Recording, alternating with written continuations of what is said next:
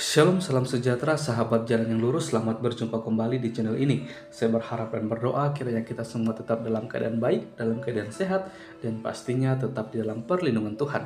Sahabat yang terkasih, di kesempatan kali ini kita akan kembali lagi akan melihat bagaimana para apologet Kristen akan mematahkan setiap tuduhan liar, narasi liar dari seorang Ustadz Suma berkaitan dengan iman Kristen, yang dimana Ustadz Suma ini kerap kali mencari ayat-ayat Alkitab yang menguntungkan dia dan dia tafsirkan secara liar seperti itu, dalam artian bahwa ketika dia mentafsirkan ayat Alkitab dia selalu lebih mengutamakan kehendak dia sendiri tanpa dia harus mencari tahu dan menggali lebih dalam apa yang dimaksud atau apa yang yang arti dari ayat Alkitab yang dia selalu bawa-bawa itu, seperti itu. Kita akan melihat bagaimana respon dan tanggapan dari teman-teman para apologet Kristen mengenai hal ini. Maka dari itu mari kita bersama-sama simak dan kita saksikan supaya kita melihat bagaimana Ustadz Suma jadi bulan-bulanan dari teman-teman para apologet Kristen. Selamat menyaksikan, Tuhan Yesus memberkati.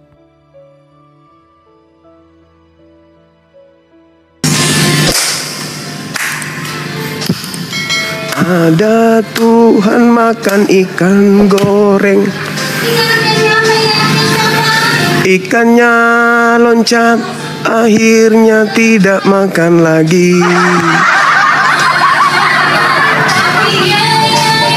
Happy ye ye ye. Anak Tuhan, anak Tuhan.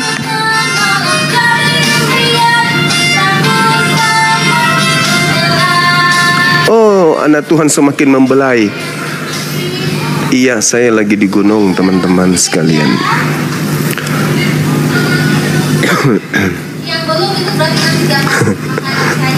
Oh, makanan, ya makanan. Mereka lagi bikin apa? Yang itu tunggu, kita akan mengundi door fries. Door fries yang juara satu umroh.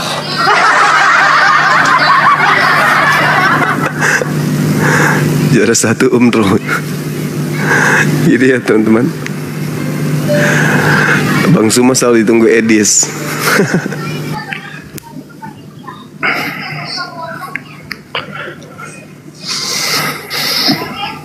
Halo, selamat siang saudara jiwa baru.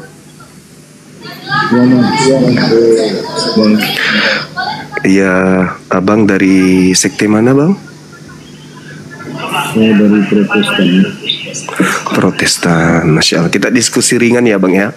Ya. Ya. Oke. Ini ada saya sajikan tema supaya kita fokus kepada tema dan tidak membias kemana-mana terkait dengan penyaliban.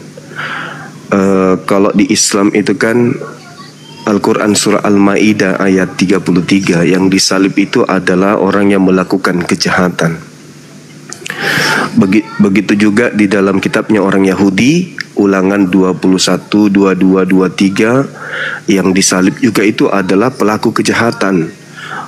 Dia adalah orang yang dikutuk oleh Tuhan.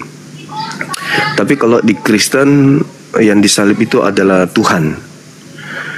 Nah, mungkin bisa saudara jelaskan kenapa sesuatu yang ada di dalam kitabnya Yahudi yang merupakan kutuk bagi orang yang melakukan dosa besar, begitu juga di dalam Al-Quran, innama jazaa'ul ladzina yuharibunallaha wa rasulah, itu di tempat Anda justru orang yang harusnya dimuliakan, kenapa dia menjadi kutuk gitu bang?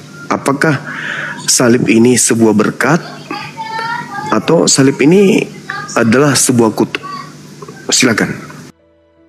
Kutuk maut dan dosa kebinasaan, ya harus benar-benar dia adalah seorang sempurna yang dinyatakan sebagai manusia yang ya terkutuk. Kalau dia tidak sempurna dinyatakan sebagai manusia terkutuk, berarti dia tidak memenuhi syarat untuk menebus dosa. Paham ya?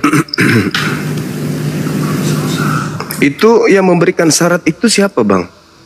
Karena yang setahu saya, yang dikutuk itulah yang disalib. Kalau orang yang dikutuk itu pelaku dosa, Ulangan 21 nomor 22, 23. Apabila engkau menghukum orang karena melakukan dosa yang sepadan dengan hukuman mati, dosanya yang sepadan dengan hukuman mati, maka jangan kau biarkan mayatnya semalam-malaman, sebab orang yang dikutuk oleh Elohim tidak boleh menyentuh tanah yang diberikan Tuhan kepada Bani Israel. Artinya kutuk itu berlaku kepada yang disalib. Tidak ada hubungannya dengan harus suci, bersih. Justru yang dikutuk ini adalah orang yang justru yang disalib ini adalah orang yang dikutuk. Itu Bang. Kenapa jadi yang disalib adalah orang yang suci? Itu yang memutuskan bahwa yang disalib itu harus orang suci, itu siapa yang memutuskan kayak gitu, abangku? Silakan. Ya memang kan sudah dinubuatkan bahwa dia akan terhitung dari antara orang-orang pemberontak. Dia terhitung sebagai orang kriminal. Dia terhitung sebagai orang pendosa. Tapi apakah dia yang melakukan itu? Bukan, jangan salah. Apakah dia orang yang harusnya dia yang manusia terkutuk? Sebenarnya bukan dia hanya substitusinya kita manusia yang mau ditebus oleh Tuhan. Tidak ada dosa di dalam kehidupannya dia. Selama dia itu ada. Dosa manusia, kutukan yang harusnya disematkan, ditimpakan kepada manusia, itulah yang dia ambil, dia gantikan dalam dirinya yang sempurna itu. Tetapi persyaratan untuk orang di atas kayu salib itu untuk menebus dosa adalah bagian dari manusia yang terkutuk. Itu yang seperti di Ulangan tadi dibilang, memang itu. Iya, Anda mensyaratkan orang yang mati disalib itu harus orang suci, gitu kan ya. Sementara tradisi salib itu hanya ada dua yang menganutnya. Pertama, Yahudi menyalibkan orang dikarenakan orang itu dikutuk oleh Elohim karena melakukan dosa besar. Orang itu Romawi juga melakukan hal tersebut. Kalau mereka itu pelaku kriminalisasi atau pelaku kejahatan, menjadi musuh negara, itu disalibkan. Kristen gak ada hadir pada saat itu, gak ada. Pada saat penyaliban terjadi yang didasari atas kutukan Tuhan terhadap oknum yang disalib ini, Kristen gak ada. Tiba-tiba saja muncul Kristen ini mengajarkan bahwa yang disalib itu adalah penebus dosa. Padahal yang disalib itu adalah orang yang dikutuk oleh Elohim. Makanya Paulus ini kemudian mengutip, sebab ada tertulis, terkutuklah dia yang digantung di atas tiang salib. Tertulisnya itu di mana? Tertulisnya di Ulangan 21, 22, 23. Berarti yang disalib ini adalah oknum yang dikutuk oleh Elohim. Pertanyaannya, apakah Yesus itu orang yang dikutuk oleh Elohim? Kalau tidak, berarti bukan Yesus yang disalib. Gitu, Bang. Jelas bahwa yang digantung itu, persyaratan untuk digantung menjadi penebus itu, orang yang dihukum mati itu harus orang benar-benar dan dinyatakan secara hukum Taurat adalah orang yang terkutuk. Nah, berarti kalau hukum dia orang yang berbuat dosa. Ya. Pernahkah dia tercatat di dalam perjalanan hidupnya 33 tahun dia melakukan kejahatan? Tidak pernah. Oleh karena itu bukan dia.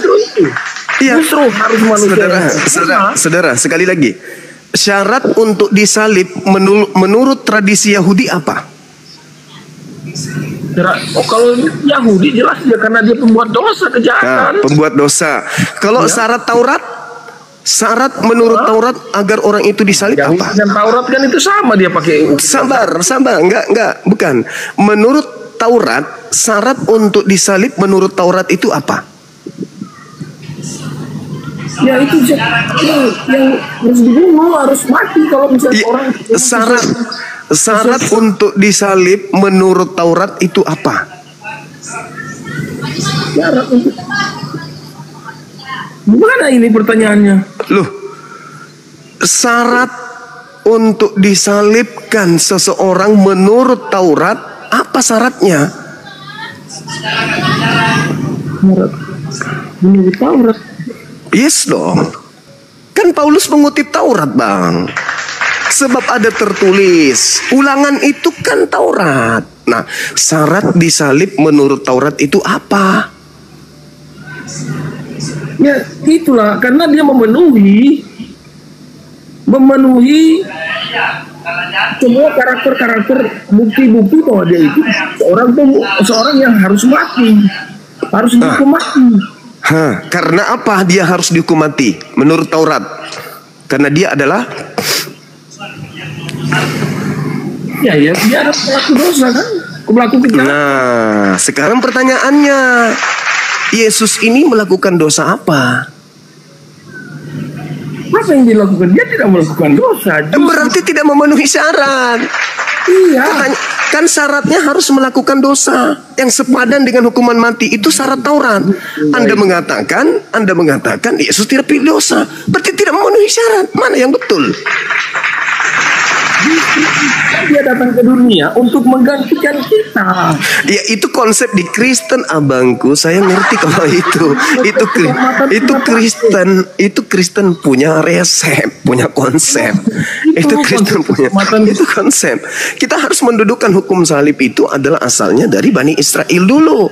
Dasar-dasar penyaliban terjadi terhadap oknum karena dia memenuhi syarat. Apa itu? Melakukan dosa yang sepadan dengan hukuman mati. Dan orang ini adalah orang yang dikutuk oleh Elohim. Itu syaratnya. Apakah Yesus memenuhi dua syarat tersebut? Jelas dia memenuhi itu. Oke, tolong tunjukkan dosa Yesus apa? Yesus tidak melakukan dosa, tetapi Yesaya 53 tidak melakukan dosa. Tidak melakukan dosa berarti dia tidak memenuhi syarat. Menunjukkan kakinya. Tidak ada syarat itu, kawan. Syarat itu nggak ada. Itu syarat yang dibuat-buat oleh Aliteng. Loh, sekarang tunjukkan syarat itu tertulis di mana di dalam kitab Taurat. Harusnya memang harusnya dia tidak disalibkan. Nah, itu berarti yang disalib. Caranya dia mau menyelamatkan manusia itu dari hukuman dosa. Bagaimana caranya? Dia harus berkenosis, dia harus turun, dia harus jadi itu Kristen. Saya minta syarat penyaliban menurut Taurat karena Yesus ini hidup di zaman Taurat. Yesus hidup di tengah-tengah Bani Israel. Yesus tidak hidup di Romawi. Jadi kalau dikatakan syaratnya adalah satu, dia harus melakukan dosa yang sepadan dengan hukuman mati. Yang kedua, dia dikutuk oleh Elohim. Dan ini tidak ditemukan terhadap Yesus. Maka, siapa yang memenuhi syarat? Yudas melakukan dosa. Sudah, tunggu. Yudas melakukan dosa yang sepadan dengan hukuman mati. Apa itu? Suap. Yohanes 12. Dia disuap. Kemudian, di dalam kitab Amsal 23... nomor 17, yang makan suap ini, Amsal 17:23, yang makan suap ini adalah yang dikutuk oleh Tuhan. Dia yang disebut orang fasik. Kemudian Ulangan 27 nomor 25, terkutuklah orang yang makan suap. Berarti yang memenuhi syarat untuk disalib bukan Yesus tapi Yudas.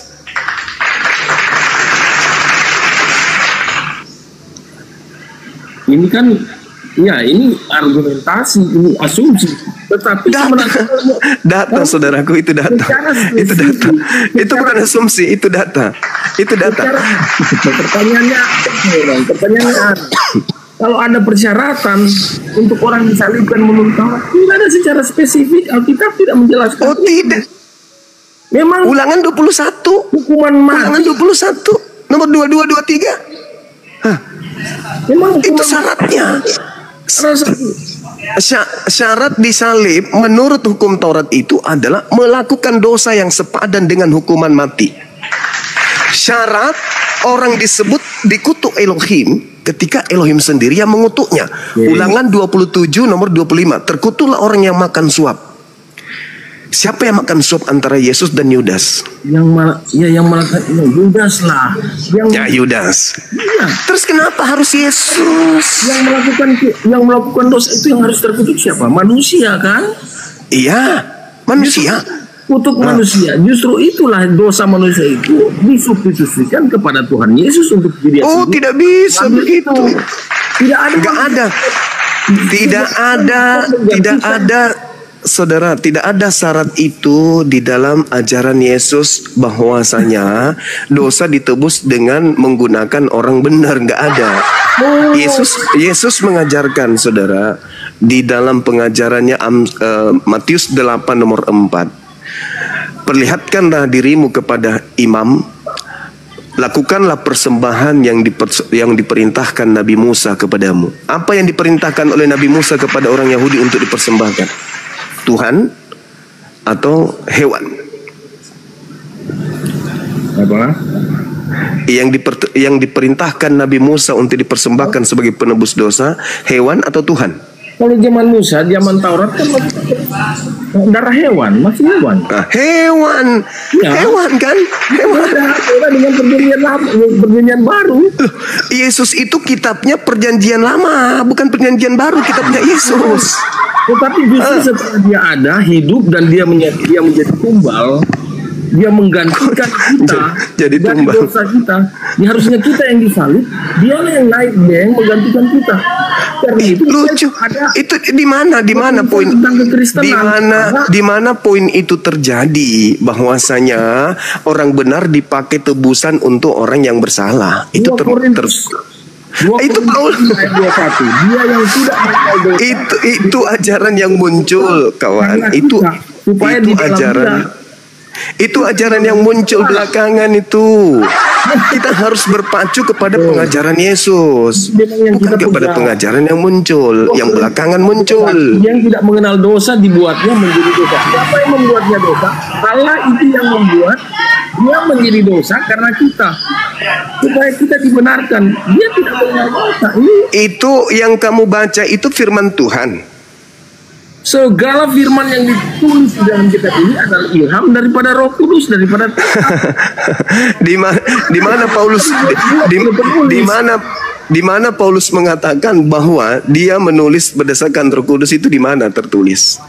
kita ini ayat firman Tuhan. Firman Tuhan sudah katakan segala ilham yang ditulis. Iya, segala ilham yang diberikan kepada seorang nabi itu adalah firman Tuhan. Sekarang di mana Paulus itu mengaku kalau dia menerima ilham? Ya, orang yang minta ilham kan kelihatan ribuannya, bro. Dia nggak pernah tentang kejahatan. Dia belum pernah menulis tentang kesesatan.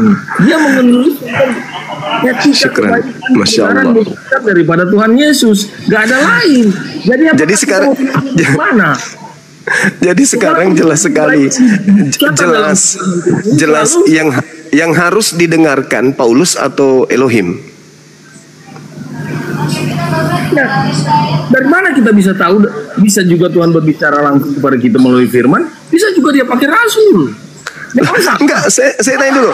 Yang mana yang harus kita dengarkan, Elohim kah yang berfirman Bisa. kepada nabi-nabi Yahudi atau Paulus? Bisa Paulus, kenapa Paulus kita tidak bisa dengar? Di mana kemudian Paulus diutus sebagai nabi? Kembali lagi yang diganti bagaimana dia orang. Yang di Damsik itu beda lagi, itu tema beda lagi. Yang datang kepada Paulus, di Damsik itu bukan Yesus. Sekarang kita kembali ke tema kita ini. Ini bukan Kawan. Yesus. Padahal Yesus sendiri sudah aku ialah Yesus yang kau aniaya. Kok bilang Bukan, Yesus? itu Kristus palsu yang membawa-bawa nama Yesus. Sekarang kita kembali kepada tema ini. Salah menulis. Kembali ke tema kita, kawan. Salib itu berkat atau kutuk? Waduh, itu mahal sekali bagi kita. Karena kalau bukan salib itu kita nggak bisa ditebus. Saya ulang lagi. Salib itu berkat atau kutuk? Berkatlah untuk kita. Dalilnya di mana? Tunjukkan ke saya. Dalil. Kalau saya katakan salib itu adalah kutuk, saya jelas katakan di dalam Al-Quran surah Al-Maidah ayat 33, di dalam Ulangan 21 nomor 2223, salib itu adalah kutuk Tuhan. Sebab orang yang digantung di salib, yang dikutuk oleh Elohim, jangan kau biarkan mayatnya semalam-malaman berada menyentuh tanah yang diwariskan nenek moyangmu kepadamu, yang diwariskan Tuhan kepadamu. Jadi dalil mengatakan salib itu kutuk. Coba dalilnya salib itu berkat itu di mana? Silakan. Orang Kristen nggak akan diselamatkan. Ya sudah, mana dalilnya kalau salib itu adalah berkah? Ya, kalau dia Mana? Tunjukkan kepada saya, saudaraku, supaya orang Kristen se-Indonesia ini tidak dibodohi terus. Sudah mulai jelas, sudah mulai mengerti. Tunjukkan kepada kita ini supaya jemaat-jemaat gereja itu paham, oh selama ini ternyata kita tertipu, ternyata salib itu adalah kutuk. Pertanyaannya boleh diganti. Salib Yesus disalib. Bagi Kristen salib itu adalah hidup. Itu bagi Kristen, saya hargai itu. Salib itu adalah jalan supaya Kristen itu memperoleh Tuhan bernama Kristus. Tertulis di dalam Roma 14 nomor 9. Untuk itulah Yesus mati. Orang Kristen percaya Tuhan gak perlu lagi memperoleh Tuhan karena salib. Itu narasi salah. Orang Kristen dia percaya Tuhan sudah memiliki Kristus.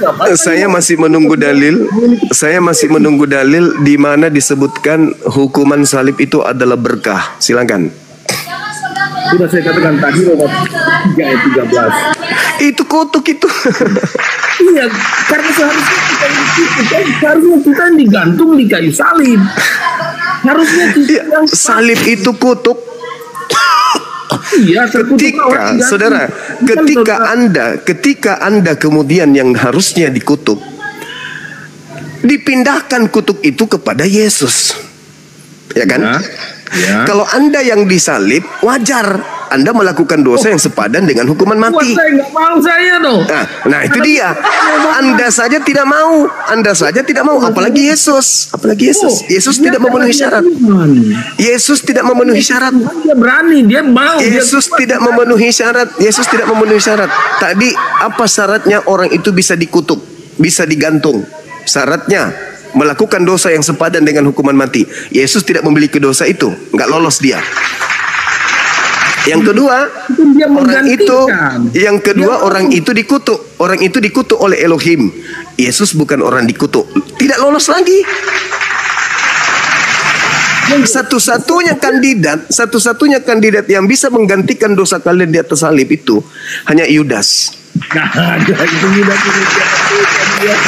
Orang yang dia bendahara yang suka makan uang gitu. Itu ketahuan. Terima kasih Anda sudah mengupas itu. Itulah sebabnya dia dikutuk. Ulangan 21, Ulangan 27. Terkutuklah orang yang makan uang. Ayo, uang suap. Tahun sebelum Yesus lahir sudah dibuatkan dia akan naik di kayu salib. Nggak ada hubungannya itu, nggak ada hubungannya. Anda hanya mencocok-cocokkan kitabnya Yahudi. Nggak ada hubungannya. Syarat disalib pertama melakukan dosa besar yang sepadan dengan hukuman mati. Siapa yang memenuhi syarat keduanya? Antara Yesus dan Yudas. Yesus tidak ada dosa, Yudas dosa, dikutukan. Dia yang dikutuk. Ulangan 27 nomor 25. Terkutuklah orang yang makan suap. Yudas lolos. Dia yang harus duduk di situ. Nah, sekarang Anda mengatakan bahwasanya harusnya kalian yang disalibkan karena kalian yang melakukan dosa, tetapi diserahkan kepada orang yang disalib itu untuk menggantikan kalian. Sementara syarat untuk duduk sebagai orang yang ada di gantung itu harus memenuhi dua syarat: melakukan dosa besar yang sepadan dengan hukuman mati, yang kedua dia dikutuk oleh Tuhan. Yesus tidak memenuhi dua syarat itu, berarti yang digantung itu adalah Yudas Iskariot. Ayat 53 ayat 10 ya. Saya baca. Tetapi Tuhan berkehendak meremukkan dia dengan kesakitan. Apabila ia menyerahkan diri kepada penebus salah, dia akan melihat umurnya akan panjang dan kehendak. Enggak cocok karena Yesus tidak memiliki keturunan. Meremukkan dia memang. Dia harus digantikan. Yesaya itu tidak ada hubungannya dengan rencana dan ketetapan Allah. Saudara, kitab Yesaya itu kalau Anda baca dari bab 1, Yesaya itu hanya untuk raja-raja Yehuda, tidak ada hubungannya dengan orang Katolik, Roma, Yunani, Kristen, Belanda, Indonesia. Jadi Anda hanya mengambil mencocok-cocokkan supaya ajaran pagan ini masuk ke situ, menganggap bahwa ajaran Anda itu adalah benar. Maaf, Tak ada hubungannya itu, kawan. Nah, sekarang Perjanjian lama, Matius 27 ayat 22. Jika begitu, apakah yang harus kuperbuat dengan Yesus yang kau sebut Kristus? Ini kata Pilatus. Dia nggak bersalah loh. nah dia tidak bersalah. Bukan. Memang dia Nah, sekarang firman Tuhannya Keluaran 27 nomor 23 nomor 7. Dusta jangan kau hembur-hemburkan. Orang yang benar jangan kamu bunuh. Orang yang tidak bersalah jangan kau bunuh. Pertanyaan saya, menurut Elohim boleh nggak Yesus dibunuh? Menurut Elohim? menurut Elohim gimana? Jangan kau membunuh orang yang tidak bersalah, jangan kau membunuh orang yang benar. Menurut Elohim, boleh tidak Yesus dibunuh? Kalau Tuhan nggak sebodoh itu bertanya kepada kita kayak pertanyaan itu loh. Loh, dalilnya ada kok. Mana bisa dia mau bertanya kepada boleh kamu membunuh saya? Dalilnya ada. Keluaran Kalau ada Tuhan 23. mengatakan, boleh nggak kamu Allah membunuh saya? Boleh nggak kamu membunuh Yesus? Tidak mungkin ada. Ini teman-teman sekalian sudah mulai cari Siapa itu? pelampung Siapa itu? Elohim. kemana-mana. Dalilnya mengatakan, jangan kau membunuh orang yang tidak bersalah, jangan kau bunuh orang yang benar. Pertanyaan saya, menurut Elohim boleh tidak membunuh Yesus? Mana Elohim itu berbicara tentang hukum itu kepada siapa tujuannya? Keluaran Kepada bangsa Yahudi, 27. kepada umatnya, atau kepada dirinya sendiri? Keluaran 23 nomor 7 nomor 8. Jangan kau membunuh orang yang benar, jangan kau membunuh orang yang tidak bersalah. Pertanyaan saya, menurut Elohim boleh tidak dibunuh Yesus ini? Menurut Elohim, Kita aja punya hukum positif. Kita membunuh, kita akan dipenjara. Kalau Tuhan bertanya bolehkah membunuh Yesus, nggak ada pertanyaan apa. Dia bertanya kepada bolehkah saya bunuh kepada diriku sendiri. Itu kan pertanyaan Tuhan, itu nggak mungkin. perintah Tuhannya, bro, Yesus itu jangan siapa? kau membunuh, Yesus itu- jangan kamu membunuh orang yang Yohanes tidak 10. bersalah. Yohanes 10 ayat 30. Aku dan Bapa adalah satu. Karena bisa Bapa mengatakan saya membunuh kepada diriku sendiri. Nggak bisa lah, boleh saya bunuh kepada diriku sendiri. Itu kan Oke, teman-teman, kita anggap saudara kita jiwa baru ini tidak sanggup ya. bukan tidak sanggup. Oke, saudara, salam kenal Ini dari Bang susah Suma. ini. Bang Suma ini sudah lari. Iya, memang susah. Baik-baik. Iya, nggak apa-apa. Pertanyaan yang mengatakan bolehkah saya membunuh ini Tuhan Yesus Allah? Iya, saudara, saya hargai Gimana dia pandangan mengatakan boleh saudara. nggak saya bunuh diriku sendiri? Tanya lagi kepada manusia. Manusia siapa yang konyol yang bisa bilang, oh Tuhan kamu boleh bunuh diriku sendiri? Ini kan nggak mungkin terjadi. Ini pertanyaan Saudara-saudara kita, Muslim kalau jangan bertanya. minta permintaan dulu ya. Kalau bertanya Iya, kita kawan, mau iya. akal. Harus tahu dulu Iya. pertanyaannya apa. Iya. Memang tidak masuk akal. Iya. Iya. Masa Elohim bertanya boleh nggak aku membunuh Yesus? Padahal dalilnya tidak begitu. Dalilnya tidak begitu. Jangan kau membunuh orang yang benar. Jangan kau membunuh orang yang tidak bersalah. Pertanyaan saya, boleh tidak Yesus itu dibunuh menurut Elohim? Itu pertanyaan Menurut Allah, saya. menurut Ya. Tuhan, Ya. menurut Tuhan, menurut Ya, Yesus. boleh enggak? Saya kalau Boleh, saya boleh tidak Yesus yang orang benar ini dibunuh menurut Tuhan? Allah itu Tritunggal, Allah itu Tritunggal. Enggak Yesus nyambung adalah kan? daging. Enggak nyambung. Enggak nyambung kan, benar? Enggak nyambung. Iya. Allah kita orang Maaf saudaraku, saya menghargai saudara ya. Allah Tapi Tritunggal. dalam Boleh nggak dia bunuh dirinya sendiri? Tidak mungkin. Tidak bisa. Iya, oke. Saudara, Ayo, saudara, Gimana narasi kita sambut tamu kita dulu, saudara jiwa baru. Iya. Halo saudara Kes Juntak, dari sekte mana bang? Assalamualaikum. Waalaikum, dari sekte mana? Seksi apa ini Bang Juma? Yang naik di sini Oten bang, yang naik di sini Oten untuk berdiskusi dengan kita. Kalau saya Muslim Bang Juma. Oke, saudaraku, terima kasih. Di mana, tinggal di mana saudaraku ini? Di Padang Sidempuan Bang Juma. Padang Sidempuan itu Sumatera ya? Ya, Sumatera Utara. Iya, saya mau berdiskusi dengan saudara saya Kristen, saudara kita Kristen.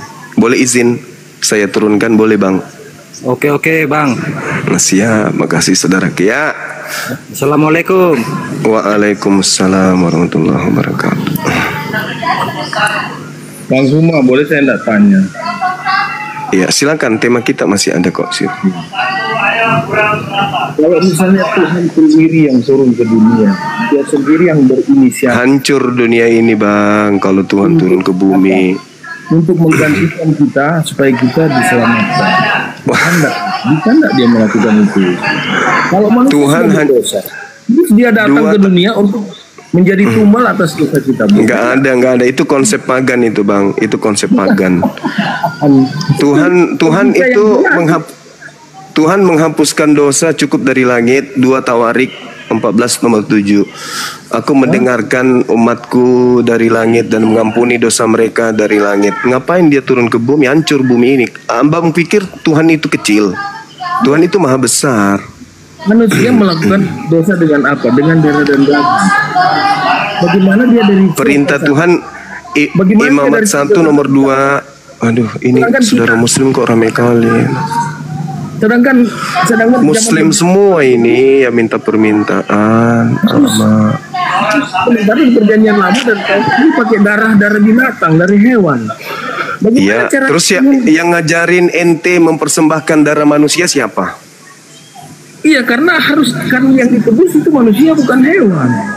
Lah, Imamat 1 nomor 2 katakan kepada orang Israel, apabila mereka hendak mempersembahkan kurban penebus dosa, hendaklah mereka mempersembahkan kambing, domba, sapi, lembu. Nggak ada manusia Bang, nggak ada. Itu cara Taurat itu. Taurat tidak bisa menebus dosa manusia. Ya sudah, berarti ajaran Anda dengan ajaran Yesus beda. Enggak. Ini aku bilang, di mana Yesus mengajarkan mengorbankan manusia? Di mana? Di mana? Di mana Yesus mengajarkan mengorbankan manusia untuk nebus dosa? Yesus mengajar. Di mana? Di mana? Konyol, mana Tuhan Yesus pernah Oke, saudara Novi, saudara jiwa baru, silakan Anda belajar lagi ya, saudaraku ya. Saya izin untuk terangkan. Maafkan saya kawanku, maafkan aku. Tidak domah, yang fathah tidak fathah, matnya 2 ketukan jadi 1 ketukan. Ini Anda kena stroke atau apa? Baik, saya bisa jawab atau mau takut lagi nanti? Boleh. Kenapa umat Muslim itu ketinggalan, tidak tahu Quran itu? Karena enggak apa-apa. Yang penting mereka usia 3 tahun sudah tahu original teks kitab mereka dan tidak mudah ditipu. Udah panik lagi kan? Enggak masalah. Sekarang masalahnya Anda usia sudah 47 tahun, sedikit lagi modar, tapi ternyata membaca kitabnya umat Islam aja nggak mampu. Tapi Anda pakar katanya. Sudah saya bilang, kalian tidak paham Quran karena habis waktunya cuman untuk belajar. Nggak apa-apa. Kami nggak ngerti artinya pun nggak apa-apa. Yang penting membaca kitab suci kami itu adalah sebuah pahala. Nggak masalah bagi kami. Kita gitu loh. Nggak masalah bagi kami. Yang sekarang yang jadi masalah itu muncul kakek-kakek mengaku pakar Quran tapi nggak bisa baca Quran, cuman bisa baca Latinnya. Sehingga muncul nampak kelihatan kali domanya tidak jelas, tanwin yang nggak jelas. Oke baik, syarat kamu tampilin lah ayat Quran yang lain suka-suka kamu yang mana tampilin di layar biar kita enggak, bukan masalah mau Anda itu bisa baca Latin atau tidak. Yang pasti Anda itu tidak boleh ngaku pakar karena membacanya pun nggak bisa. Menurut perspektif kamu, saya ini sedang mendengarkan. Coba teman-teman dengarkan saudara Edis. Siapa yang bisa membaca Quran di sini? Coba angkat tangan teman-teman Muslim. Belum membaca Quran. Saya tunggu, sabar. Anda dengar. Siapa yang bisa bantu saya baca Quran di sini? Teman-teman. Bang Erwin bisa? Kan lomba baca Quran akhirnya. Kitab sucinya umat Islam begitu, bosku. Ini bukan Bible. Teman-teman Muslim ada yang bisa bantu saya baca Quran? Insya Allah. Saya bisa bantu. Saya bisa bantu. Itu Pak Nopeceng juga bisa. Oke, silakan Anda baca Quran. Saya ingin dengarkan. 1 kalimat. Kalau salah pasti saya tegur. Silakan. Allahu la ilaha illa huwal hayyul qayyum. La ta'khudhuhu sinatun wa la naum. Stop. Oh. Tahu nggak teman-teman apa keliruannya makhraj huruf daripada cara membaca yang dilakukan oleh saudara kita ini? La. Itu surah apa? Al-Baqarah. Nah, coba diulang. Allahu la ilaha illa huwal hayyul qayyum. Ya. Jadi tasdidnya di ujung baca tadi itu nggak jelas, Pak. Allahu la ilaha illa huwal hayyul qayyum. Harus tasdid. Huruf ya itu tasdid. La ta'khudhuhu sinatun wa la naum.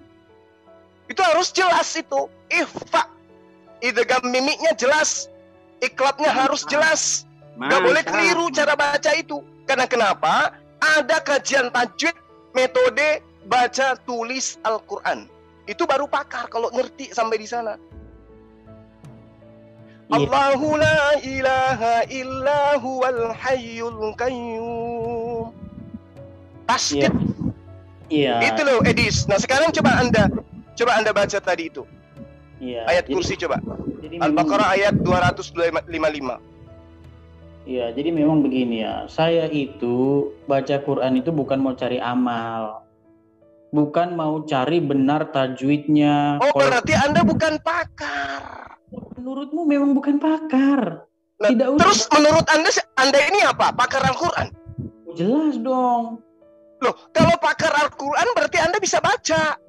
Loh, kalau cuma baca-baca doang saya nggak perlu harus begitu. Oh, nggak bisa, nggak boleh. Coba saya tanya sama Anda. Coba saya tanya sama Anda, Edis. Saya tanya. Coba Anda baca kolbun. Apa? Kolbun. Kolbun. Ya. Coba. Ya kolbun. Apa artinya? Kolbun artinya anjing. Yang Anda sedang bacakan itu hati, kolbun. Kalau kalbun itu baru anjing. Nah, itulah celakanya kalau Anda membaca Al-Quran tidak sesuai dengan kaidahnya. Mampus. Kemudian Anda mengaku pakar. Jul, nggak bisa, Edis. Nggak boleh. Ini kamu panik ini kayaknya. Dari tadi kamu ngomong terus. Oh, panik lagi. Ya udah. Kenapa? Ya udah, anggap saja Anda pagar, nggak masalah. Kembali kepada An-Nahl ayat 103.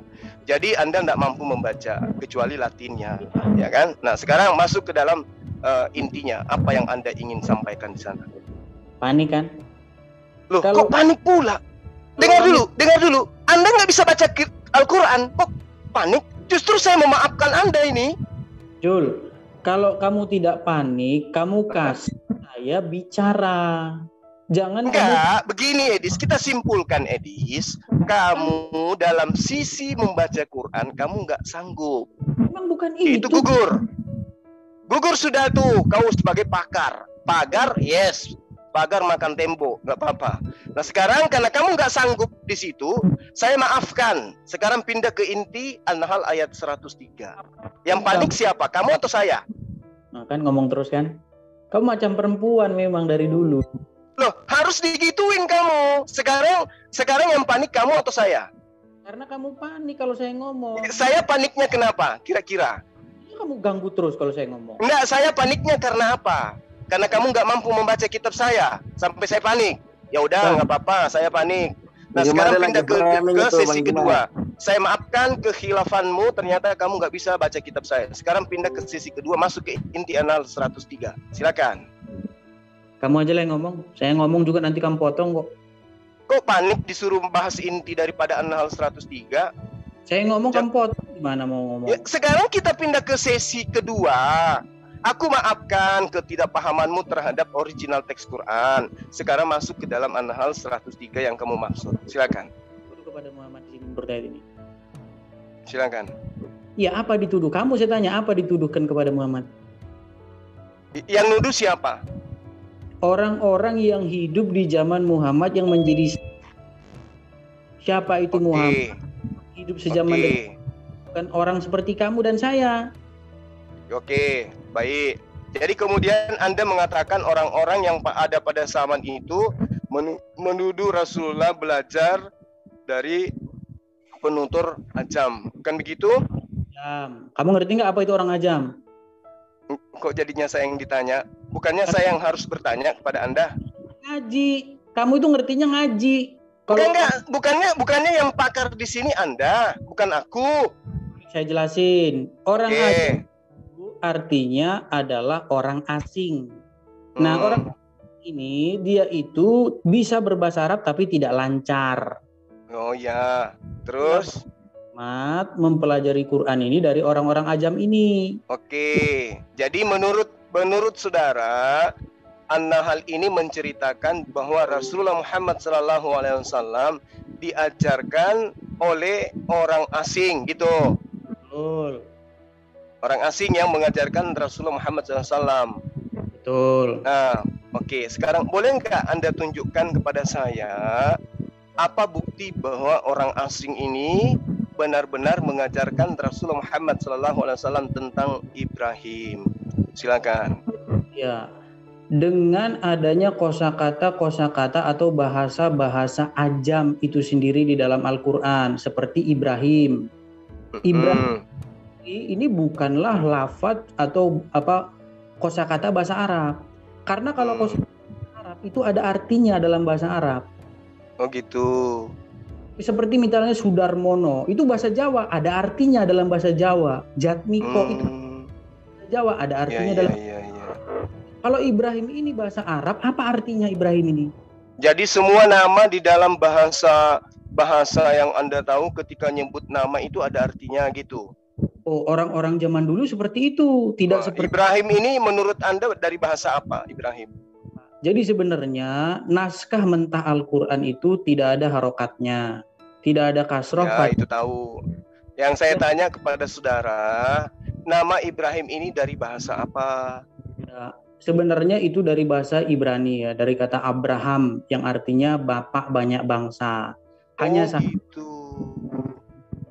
Jadi Abraham itu artinya banyak bapak gitu ya? Bapak banyak. Nah, jadi dulu namanya itu Abraham, yang diganti menjadi yang artinya bapak banyak bangsa.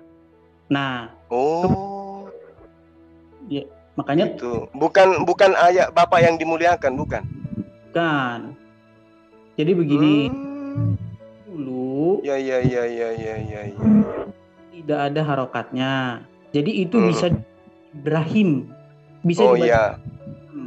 Karena coba Anda buktikan itu yang Anda ceritakan bahwa Rasulullah Muhammad SAW belajar dari orang asing tentang penyebutan nama Ibrahim itu tertulis di mana itu?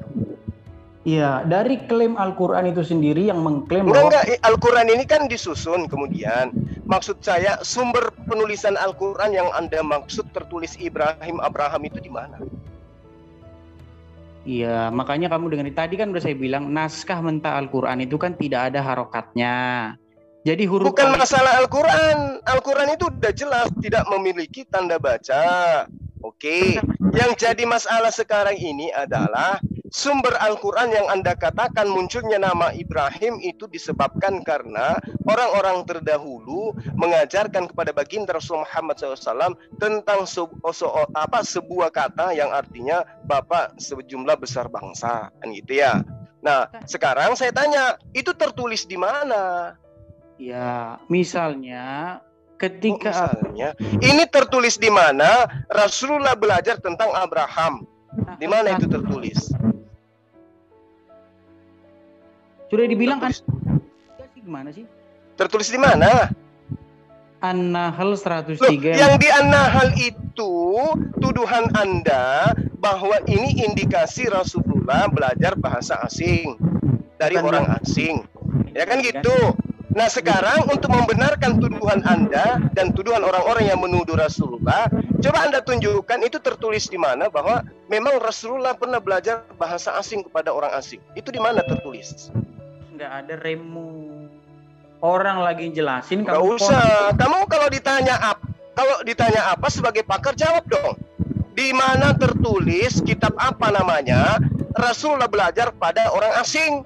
Udah dibilang Al-Quran An-Nahl 103 kok. Al-Quran itu An-Nahl itu yang menceritakan tentang tuduhan orang-orang yang ada pada zaman itu. Yang mana dikatakan di situ dia diajari oleh Bal'am, maka Allah menurunkan ayat ini. Nah, sekarang coba tunjukkan di mana tertulis kitabnya, kitab apa yang Anda pelajari, di mana tuduhan ini bisa dikatakan sebuah tuduhan yang benar. Silakan. Nah, pertama-tama begini. Kita dengarkan dulu. Iya, kita dengarkan dulu. Disimpan dulu ya pertanyaannya, Pak. Kita dengarkan dulu si pakar ini, pakar lampu-lampu. Ya, lanjut Bang, lanjut. Iya, sebelum gini ya. Pertama-tama, kalau kita menganggap bahwa Isa itu bukan Yesus, maka Isa itu nanti akan menjadi sulit kesejarahannya. Gitu loh. Kalau itu tidak disamakan dengan Yesus, umat muslim akan kesulitan mencari kesejarahan dari sosok Isa ini, di mana dia lahir, dia ini hidup di mana, orang mana. Nah, tapi kalau kita baca itu tentu ada perbedaan-perbedaannya. Misalnya, contoh-contohnya. Enggak, tunggu dulu lah, jangan ke situ dulu. Jangan ke situ dulu, Bang. Kalau di Al-Quran kan bukan berbicara mengenai sejarah karena bukan kitab sejarah. Yang kitab sejarah itu kitab Anda. Kalau saya tanya sejarah hidup Yesus usia 12 sampai 29 tahun lengkap nggak di kitab Anda? Tidak ada.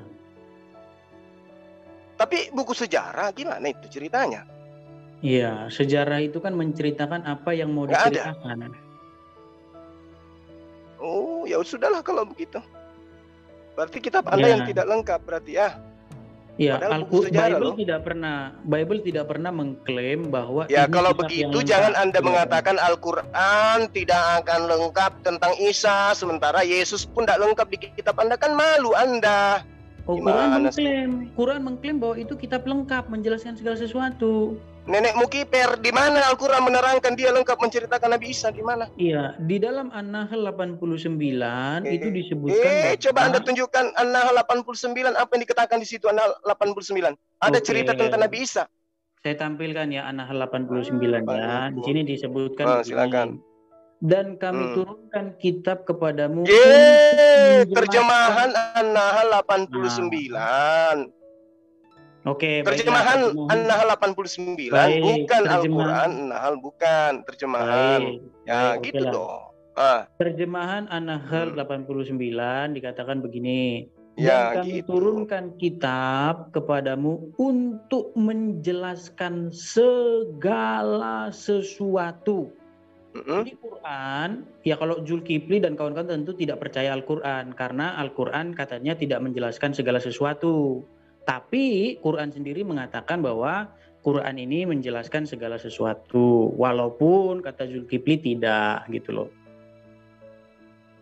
Betul nggak Quran menjelaskan segala sesuatu? Ini Al-Quran di sini Anda bisa memahami bahwa segala sesuatu yang diceritakan ini terkait sejarah, betul? Segala sesuatu itu apa sih? Definisi segala sesuatu apa?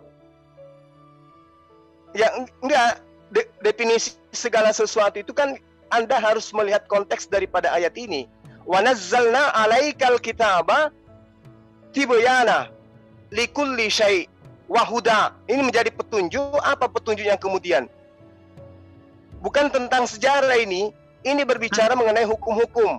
Keterangan tentang hukum-hukum halal dan haram, pahala dan hukuman dan sebagainya. Bukan berbicara mengenai sejarah, bukan berbicara mengenai tentang biografi seseorang. Iya, segala sesuatu. Kalau Anda ingin mengatakan bahwa Al-Quran harus menceraskan seperti itu, berarti Al-Quran ini Anda akan temukan di dalamnya Adam, anaknya, cucunya, sampai kepada manusia terakhir nanti. Kalau itu yang Anda pahami. Yang dikatakan Al-Quran di sini, likulli syai'in wa hudaw wa rahmataw wa busyra lil muslimin, artinya petunjuk yang terkait dengan hukum-hukum. Bukan tentang biografi orang, sorry. Iya, segala sesuatu itu apa? segala sesuatu yang terkait dengan hukum-hukum halal haram, pahala dan berarti hukuman mau dan ditambahin. yang dijelaskan yang dimaksud Berarti sini. mau diedit ayatnya. Bukan mau diedit.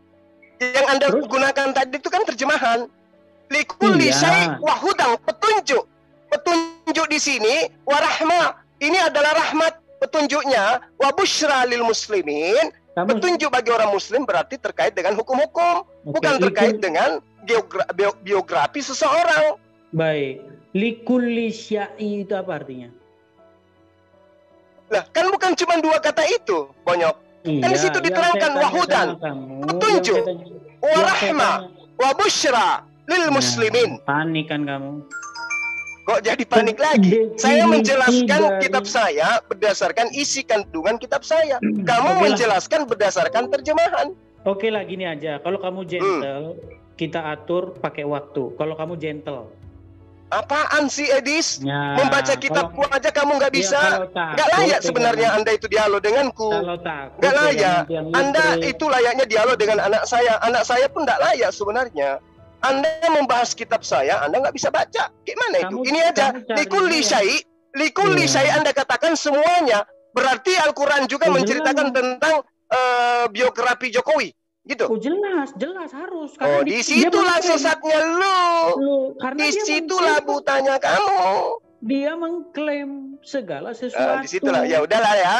Berarti kamu nggak bisa diajak dialog secara baik-baik karena ilmumu itu sempit. Bukan. Dalilnya mengatakan wahudan, petunjuk. Loh, wa itu apa sih? Definisi wa itu apa? Wa itu dah. Ini kata penghubung. Oke, dia bisa nggak dengan yang sebelumnya? Bisa. Likulli syai' segala sesuatu. Wahuda warahmah wabusyra lil muslim. Berarti terkait dengan wahudan, terkait dengan rahmat, terkait dengan wabusyra. Lalu terkait dengan siapa? Objek siapa? Lil muslimin. Panik kan? Begitu. Panik kan? Dan itu malah justru panik pula, Nyong. Nggak ada yang panik, Nyong. Ini bercerita tentang segala sesuatu yang menjadi petunjuk bagi orang-orang muslim. Kok jadinya Al-Quran itu menceritakan tentang buku biografi Isa, sedangkan kitabmu saja yang diceritakan menurut penelitian orang-orang yang entah siapa, dia menceritakan tentang biografi Yesus usia 12 tahun sampai 29 tahun. Kok kamu nuntut di Al-Quran harus ada biografi? Jadi gitu aja pesan saya sama kamu. Kalau kamu gentle, atur pakai waktu. Enggak layak seorang Suma dialog sama kamu. Pakai rok. Kamu yang pakai lipstick. Pakai rok lah kamu lah. Lah, bukan begitu, Edis. Gini. Saya terangkan sama kamu, Edis. Apakah layak seorang yang waras menyiapkan waktu untuk berdialog sama orang gila? Dari tadi kamu ngobrol sama saya panjang lebar. Enggak dong, Edis. Enggak dong. Enggak, maaf Edis, maaf. Justru enggak dong. Kamu baru tanya sama enggak saya. Dong, Edis. Enggak dong. Masa iya ada Pak RT disiapkan waktu timer untuk dialog sama orang gila? Enggak dong, Edis. Jangan gitulah. Ya, Edis ya. Anda tadi membahas tentang An-Nahl 103. Ketika dibahas ternyata Anda hanya baca Latin. Lalu kemudian Anda saya minta, kemudian ada Dewa Penolong masuk bertanya kepada saya tentang Isa dan Maryam. Padahal tadi kita sedang menguji kepakaran Anda yang adalah pakar ngibul, yang menuduh tentang Rasulullah belajar kepada orang asing. Anda tidak bisa menunjukkan mana bukti bahwa dia belajar kepada orang asing. Ada enggak data-data itu? Wah, ada jelas. Mana coba tunjukkan, silakan. Ya, misalnya. Kok misalnya lagi? Oi, Anda itu pakar atau apa sih? Kok misalnya Anda dimintai bukti? Kok jadi misalnya? Kok gitu jadinya memberikan bukti? Anda harus kasih bukti yang absolut. Anda menuduh Rasulullah belajar pada orang asing. Tunjukkan siapa orang asingnya, siapa yang melihatnya, tertulis di kitab mana, kan begitu. Bukan saya yang menuduh itu, Lalu siapa yang menuduh itu? Orang-orang yang hidup sezaman dengan dia. Iya, nah sekarang Anda mengaminkan itu. Saatnya di zaman modern ini, zaman digital ini, Anda buktikan bahwa Rasulullah memang pernah belajar. Ini buktinya. Oh jelas, buktinya. Mana buktinya? Ini kan tuduhan. Orang yang membawa tuduhan harus membuktikan. Bukti-bukti itu mana? Ini kan tuduh, Anda kan menuduh. Orang ini mencuri ayam. Diceritakan di koran, mana buktinya kalau orang ini mencuri ayam? Mana? Boleh dijawab? Apa buktinya? Boleh dijawab? Apa buktinya? Boleh dijawab nggak? Iya, mana buktinya? Iya, boleh dijawab nggak? Mana buktinya? Misalnya. Nanti dijawab kamu panik. Kan itu begitu. Mana buktinya bahwa tuduhan ini benar? Misalnya. Buktinya adalah didapatinya bahasa-bahasa ajam di dalam Quran. Loh, kok jadinya kayak begitu? Loh, kok jadinya kayak begitu? Kamu baca dulu makanya. Kamu baca. Enggak, ini Al-Quran. Ini Al-Quran. Bahasa Semitik. Bahasa Abrahamaik. Kalau kemudian bahasanya itu ada kesamaan dengan bahasa-bahasa sebelumnya, kok jadi menjadi tuduhan? Kok jadi gila kayak begini kau? Sekarang coba kamu kasih bukti di luar daripada yang kau tunjukkan bahwa Al-Quran ada kata-kata asing di dalamnya. Yang lain dong, yang lain. Ini bisa dijawab nggak? Misalnya, coba. Ya, kamu panik. Misalnya, sebagai pakar kok diajarin gimana sih? Mana kepakaran Anda mana? Kepakaran Anda buktikan. Kepakaran Anda mana? Baru kamu ngadepin saya pakai waktu. Kepakaranmu mana? Selama kamu ngadepin saya pakai waktu babak belur, kamu habis saya bikin. Apanya yang babak belur? Yang saya tanya mana buktinya? Misalnya. Pakai waktu. Nah, mana buktinya? Cuman modal besar suara doang kamu mah. Iya, kasih buktinya sekarang. Saya harus gini karena yang saya hadapi adalah orang yang mengaku pakar. Tapi ternyata kamu disaksikan ribuan orang membaca kitabku aja kamu tidak sanggup. Sekarang aku pakar. Kamu kan bisanya cuma ngaji, isinya kamu nggak tahu. Nah sekarang kamu bisa ngaji nggak? Untuk apa? Bocah nggak ada gunanya. Untuk memahami Quran, pintunya harus kau tahu dulu. Oh, nggak ada. Oh, nggak bisa dong. Buktinya kamu babak belur sekarang. Mana tunjukkan bukti bahwa Al-Quran itu dipelajari Rasulullah dari orang asing. Mana? An-Nahl 103. 103 itu tuduhan. Itu tuduhan orang-orang. Dan tidak ada bukti bahwa dia belajar kepada orang-orang. Sekarang kamu mampu memberi bukti enggak? Mampu. Nah, coba silakan kasih bukti. Silakan kasih bukti. Masalahnya kamu potong terus.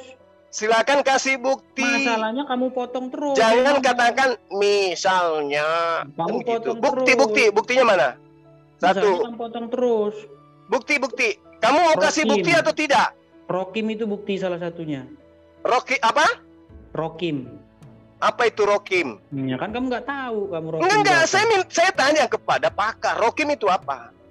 Rokim itu ada di dalam surat Al-Kahfi ayat 9. Oke, jadi cuman kata Rokim aja. Banyak. Dari kata Rokim itu kemudian Rasulullah menceritakan tentang Nabi Ibrahim gitu. Oh banyak. Oke, Rokim apa lagi? Al-Ab. Oke. Al-Af, Rokim, apa lagi? Dalam surat Abasa. Ya, terus apa lagi? Tut. Ya, terus apa lagi? Oh banyak, saya sebutkan satu-satu. Banyak apa? Baru tiga. Satu-satu aja dibahas dulu. Enggak, baru tiga. Al-Quran itu 6.000 ayat lebih loh. Bukan kata loh. Al-Hawaya. Terus apa lagi? Apa lagi? Nama-nama nabi-nabi. Nah justru itu yang ditanya. Dari mana Rasulullah tahu ini tentang nama-nama nabi? Iya dari orang ajam. Orang ajam, mana buktinya? Orang Quraisy mana tahu? Iya, mana buktinya Rasulullah belajar kepada orang ajam ini tentang Ibrahim, mana buktinya? An-Nahl 103 udah dibilang. Loh, nenekmu kiper. Ini An-Najm 103 An-Nahl 103 membahas tentang tuduhan orang-orang. Sesungguhnya Al-Quran itu hanya diajarkan oleh seorang asing kepada Rasulullah. Kan begitu dalilnya. Apa jawaban ya Quran? Kan? Iya, jawaban Quran apa? Ya kan? Iya, Al-Quran itu adalah wahyu dari Allah. Iya. Kul man kana aduwwan li Jibril fa innahu nazzalahu ala qalbika bi idznillah. Kul nazzalahu ruhul qudus min rabbika bil haqq. Itu jawaban Al-Quran.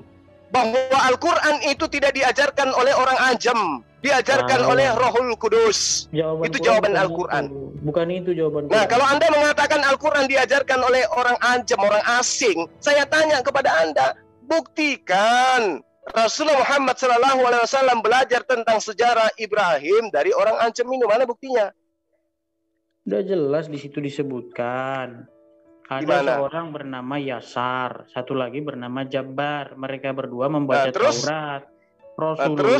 Rasulullah seringkali duduk bersama mereka. Hal itu membuat orang berpikir bahwa Muhammad duduk bersama-sama mereka untuk belajar mereka. Itu dalam riwayat Ibnu Jarir. Hah? Oh, berapa tahun Rasulullah belajar sama mereka tentang Al-Quran isi Quran? Kamu nanya berapa tahunnya? Loh, ini Al-Quran 6.600 ayat dan ditemukan oleh ilmuwan kebenarannya hari ini. Saya ingin tahu berapa tahun Rasulullah belajar kepada orang asing ini.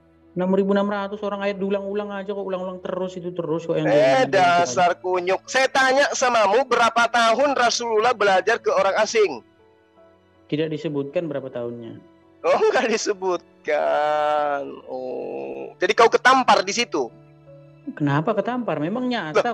Anda mengatakan dia belajar kepada orang asing. Iya. Berapa hari? Tidak disebutkan berapa harinya. Berapa jam?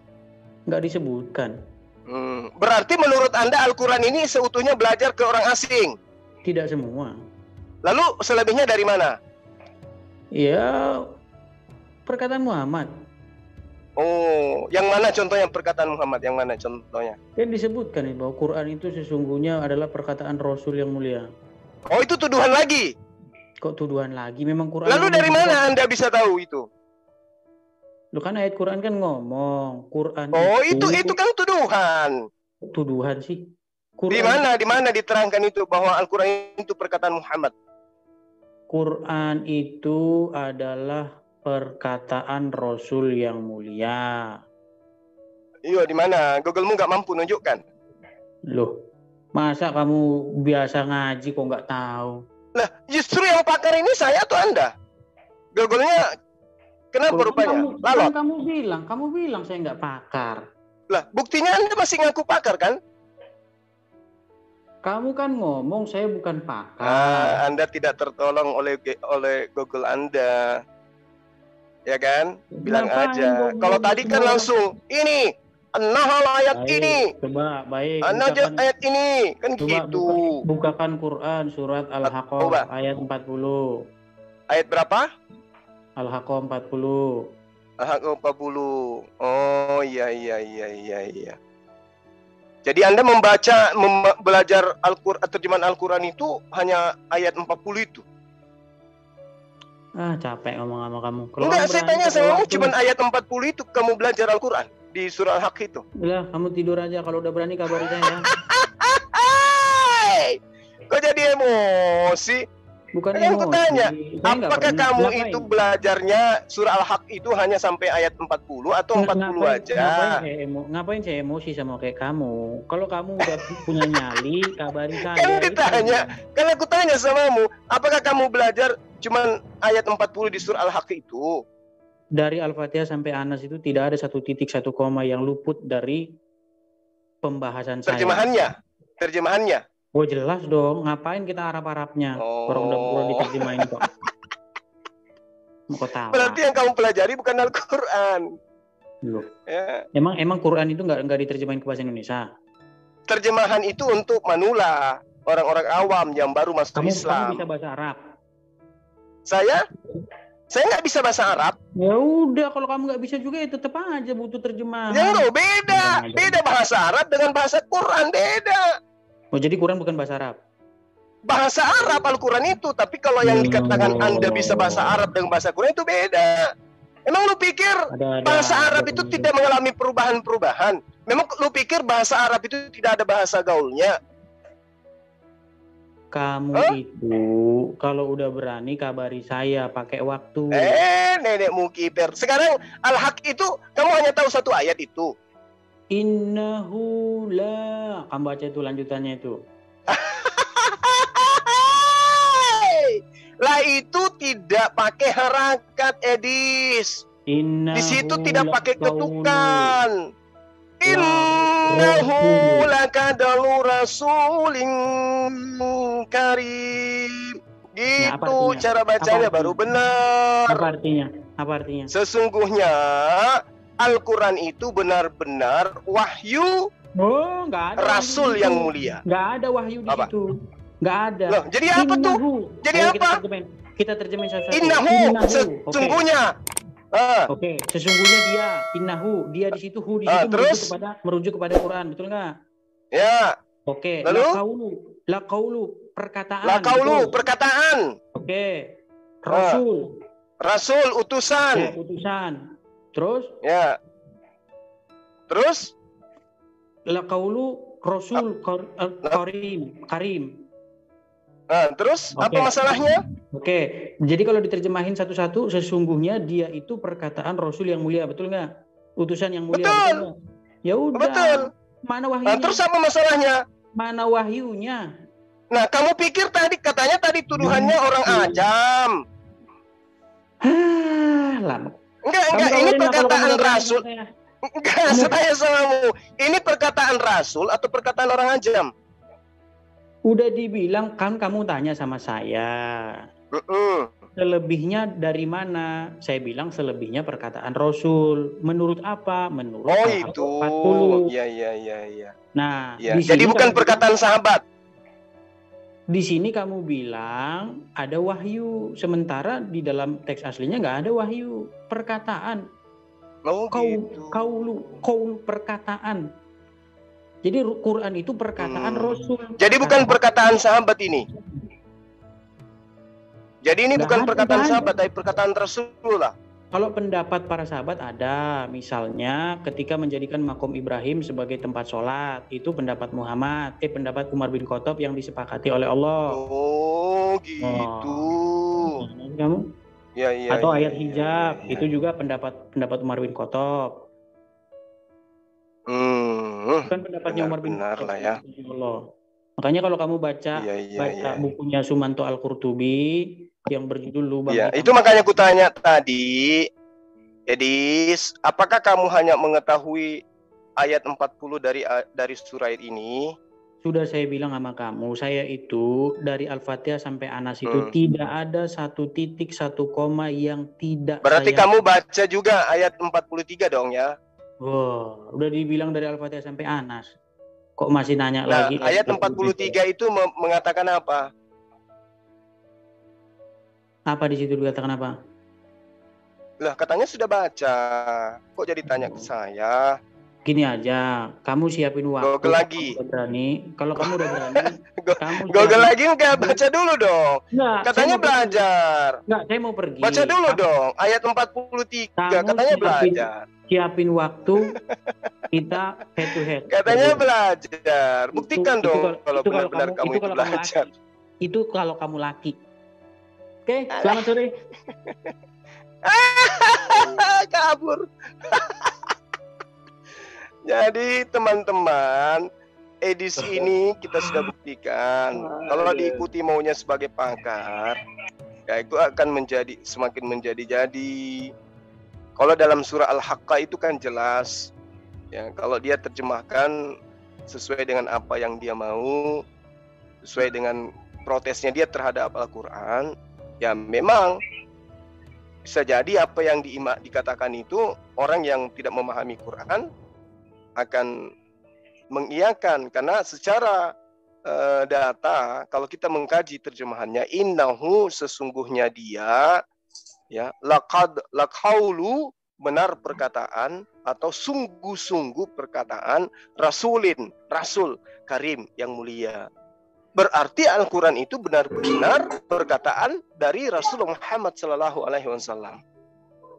Berarti bukan karangan pengarang-pengarang puisi pada masa itu, bukan karangan para orang asing, tapi perkataan Rasulullah Muhammad SAW.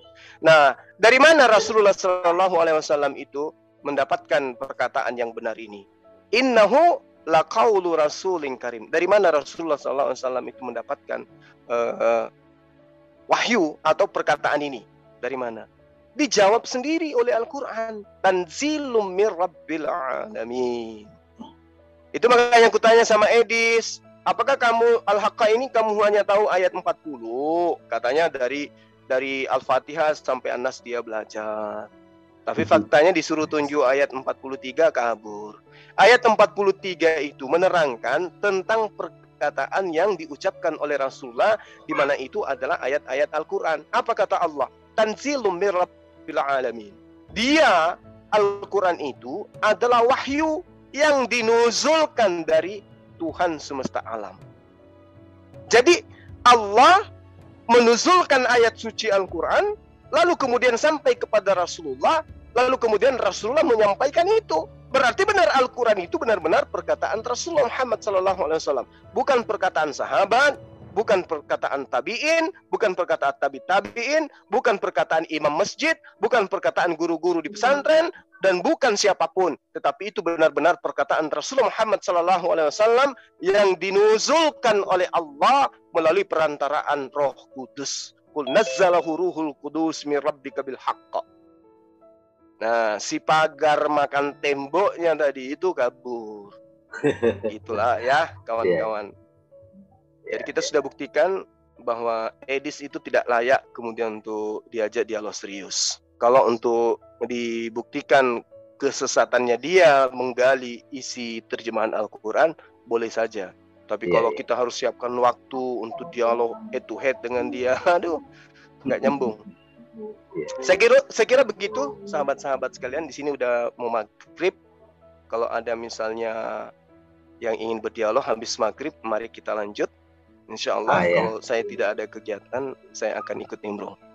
Saya kira begitu para sahabat-sahabat sekalian, para guru yang ada di sini, teman-teman, sahabat-sahabat, ucapan terima kasih banyak atas kesediaan antum semua untuk mengisi Zoom MMC ini. Ini adalah sebuah kehormatan yang sangat-sangat tidak ternilai dengan apapun bagi saya. Anda sangat luar biasa ya. Dan juga kepada netizen di luar sana, baik di channel-channel yang berafiliasi dengan MMCI atau yang berafiliasi dengan Zoom Islam manapun, terima kasih banyak atas apa yang telah antum semua berikan kepada kami sebagai Kristologi dan juga Menara Siar. Kami tak bisa memberikan apa-apa kecuali ucapan terima kasih dan doa yang senantiasa teriring sebagai satu badan, sebagai satu tubuh kita ya dalam Islam, bahwa sesama muslim kita harus mendoakan yang baik-baik. Saya kira begitu para sahabat. Salam tauhid, salam satu akidah. Subhanakallahumma wa bihamdi asyhadu an la ilaha illa anta astaghfiruka wa atubu ilaik. Wassalam warahmatullahi wabarakatuh. Terima kasih. Waalaikumsalam warahmatullahi wabarakatuh. Oke, baik saudaraku, kita bersama-sama telah menyaksikan diskusi yang sangat luar biasa dan juga seru, yang dimana kita bisa melihat bagaimana teman-teman para apologet Kristen, mereka sangat luar biasa, sangat hebat dan sangat cerdas dalam menanggapi dan meresponi setiap tingkah dan juga narasi liar dari seorang Ustadz Suma, yang dimana kalau kita mendengarkan sepanjang diskusi atau debat ini, memang Ustadz Suma ini selalu saja mau framing untuk membahas Alkitab seperti itu. Karena ketika teman-teman para apologet Kristen mulai membahas tentang kitabnya, pasti dia sendiri akan melakukan banyak cara untuk bisa framing, untuk kembali lagi membahas Alkitab. Emang ada apa seperti itu ya? Karena kalau kita melihat, memang Ustadz Suma ini dalam setiap video-videonya, dia sebagian besar lebih banyak mengajarkan kepada umatnya mengenai isi Alkitab daripada ajarannya dia sendiri, seperti itu. Contohnya, kalau kita melihat, dia selalu saja kalau di dalam suatu diskusi atau debat, dia pasti membahas isi Alkitab, membahas Alkitab seperti itu. Malah ada salah satu videonya Ustadz Suma ketika dia berceramah atau memberikan materi kepada mahasiswa atau siapapun itu, yang pasti di depan banyak orang, dan itu saya lihat anak-anak muda, di dalamnya dia hanya membawa Alkitab, seperti membahas Alkitab seperti itu, membahas tentang iman Kristen. Lebih banyak kalau dipresentasikan, mungkin dia ada 890% membahas tentang kekristenan daripada membahas tentang imannya dia, seperti itu ya. Ini yang sangat miris ya kalau kita melihat tingkah dan kelakuan Ustadz Suma ini, yang semakin hari semakin doyan untuk membahas tentang kekristenan seperti itu. Entah ada masalah apa terhadap Ustadz Suma seperti itu, tapi ya kita melihat bagaimana luar biasanya para hamba Tuhan ini ya, para teman-teman para apologet Kristen tidak tinggal diam, tapi mereka mau melawan Ustadz Suma dengan tujuan bukan mencari siapa yang menang atau kalah, tapi bagaimana mereka mau meluruskan setiap kebenaran-kebenaran yang dibengkokkan, bahkan disalahgunakan oleh seorang Ustadz Suma sendiri, yang diputarbalikan oleh seorang Ustadz Suma sendiri, seperti itu. Karena kalau sampai Ustadz Suma terus begini, orang akan terus di luar sana, yang di luar kekristenan akan berpikir bahwa jadi seperti ini ya kekristenan, seperti itu, karena mereka mendengar dari sumber yang salah, dari seorang Ustadz Suma, seperti itu. Tapi kalau mereka mendengar sumber dari orang-orang Kristen, orang hamba Tuhan, bahkan juga para apologet Kristen, pasti mereka akan mendapat suatu hal yang mungkin selama ini menjadi pertanyaan dalam hati mereka, seperti itu ya. Kita hanya bisa berdoa kiranya setiap firman yang dibahas oleh teman-teman para polemikus itu, kiranya firman itulah yang berkuasa atas diri mereka, hidup mereka, dan kiranya firman itu yang boleh mengubahkan kehidupan mereka, dan sehingga mereka juga boleh diberikan kesempatan untuk mengaku dan percaya kepada Yesus sebagai Tuhan dan Juru Selamat dalam kehidupan mereka. Dan juga kiranya kita juga terus mendukung teman-teman para apologet Kristen dan juga hamba-hamba Tuhan yang terus setia untuk melayani melalui media sosial ini, supaya mereka terus diberkati Tuhan, dan setiap pergumulan mereka biarlah Tuhan terus campur tangan dan menjawab setiap doa-doa mereka tepat pada waktu sesuai dengan seturut dengan kehendaknya. Oke saudaraku, sebelum saya menutup video ini, saya mau membagikan untuk kita semua satu firman yang sangat memberkati saya. Kiranya firman ini juga boleh memberkati kita semua, yang terdapat dalam Injil Yohanes 3 ayat 16. Di situ katakan, karena begitu besar kasih Allah akan dunia ini sehingga Ia telah mengaruniakan anaknya yang tunggal, supaya setiap orang yang percaya kepadanya tidak binasa, melainkan beroleh hidup yang kekal. Saudaraku yang terkasih, ayat ini merupakan ayat yang sangat populer dan terkenal dalam Alkitab, yang dimana ayat ini menekankan kasih Allah yang luar biasa bagi seluruh umat manusia tanpa terkecuali. Ayat ini juga menjadi dasar keyakinan kita sebagai orang Kristen tentang keselamatan melalui iman kita kepada Yesus Kristus. Kasih Allah yang luar biasa, saudaraku. Yohanes 3 ayat 16 ini menyatakan bahwa kasih Allah begitu besar sehingga Ia harus mengorbankan anaknya, yaitu Yesus Kristus, demi keselamatan manusia, demi kita manusia yang berdosa. Kasih ini tidak terbatas hanya pada sebagian orang, tetapi meluas kepada dunia ini, yang berarti semua manusia atau semua orang tanpa terkecuali.